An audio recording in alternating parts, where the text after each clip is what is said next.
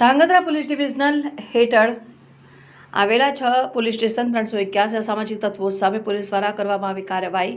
Gujarat police દ્વારા 100 કલાક ઝુંબેશ અંતર્ગત ધાંગધ્રા પોલીસ દ્વારા કાર્યવાહી કરવામાં આવેલ. ગુજરાત રાજ્ય સરકારના પોલીસ વિભાગ દ્વારા સમગ્ર ગુજરાતમાં અસામાજિક તત્વો સામે લાલાંક કરીને ત્યારે સુરેન્દ્રનગર જિલ્લા ડીજીપીના આદેશ મુજબ ધાંગધ્રા નાયબ પોલીસ અધિક્ષક સૂચના અને માર્ગદર્શનથી ધાંગધ્રા પોલીસ ડિવિઝનલ હેઠળ આવતા 6 પોલીસ સ્ટેશનના 381 અસામાજિક તત્વો સામે કાર્યવાહી હાથ ધરવામાં આવી. જેમાં ધાંગધ્રા પંથકમાં વિવિધ ગુનાઓ સંબંધિત 133 અસામાજિક તત્વો સામે લાલ આંખો કરી કાર્યવાહી હાથ ધરેલ. જેમાં ગેરકાયદેસર રીતે 13 વીજ કનેક્શન ઝડપી ₹2,80,000નો દંડ ફટકારવામાં આવ્યો. આ ઉપરાંત આગામી દિવસોમાં પણ ગુજરાત પોલીસ દ્વારા જિલ્લા તેમજ તાલુકા સિટી વિસ્તારોમાં અસામાજિક તત્વો કાર્યવાહી હાથ ધરવામાં આવશે. આજરોજ ધાંગધ્રા ડિવિઝનના કુલ 6 પોલીસ સ્ટેશનના 6 પોલીસ સ્ટેશનમાં કુલ લિસ્ટ પ્રમાણે 381 અસામાજિક તત્વો છે.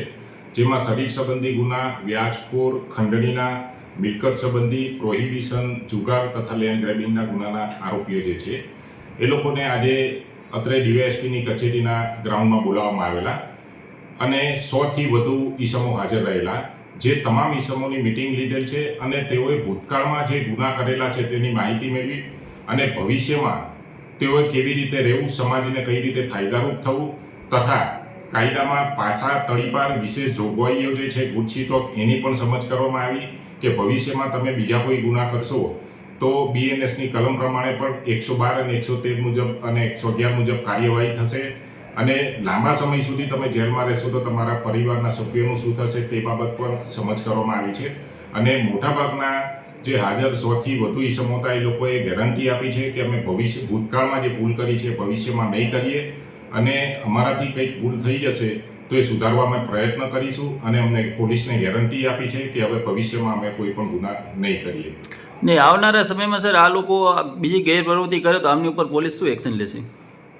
આજે જે ઈસમોને બોલાવવામાં આવેલા હતા એ તમામની વિરુદ્ધમાં 2 કે તેથી કોઈ પણ હેડના ગુના દાખલ છે. જો ભવિષ્યમાં હવે કોઈ પણ પ્રકારની પ્રવૃત્તિ ગેરકાયદેસર કરશે અને ગુના દાખલ થશે તો BNSની 111 અને 12 કલમ લગાવવામાં આવશે. જેની અંદર ઓછામાં ઓછા 1 વર્ષ સુધી નામદાર કોર્ટ પણ જામીન આપતી નથી. તેમજ જે લોકો વિરુદ્ધ પાસા કે તડીપારની કાર્યવાહી થઈ શકશે એમને પાસા અને તડીપાર કરી અને સુરેન્દ્રનગર સિવાયની અન્ય જિલ્લાઓની જેલમાં પણ એમને મોકલીને કાર્યવાહી કરવામાં આવશે.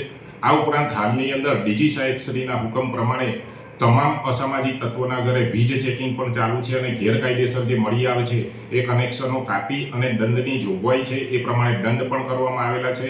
અને નગરપાલિકા અને સ્થાનિક પંચાયતને સાથે રાખી અને જે પણ અસામાજિક તત્વો છે એ અસામાજિક તત્વોએ પોતાના રહેણાંક કે આજુબાજુ ઓફિસ કે દુકાનોની અંદર કોઈ પણ પ્રકારનું ગેરકાયદેસર બાંધકામ, દબાણ કે અન્ય ચીજવસ્તુઓ કરેલી હશે તો એ હટાવવાની કામગીરી પણ હાલમાં ચાલુ છે.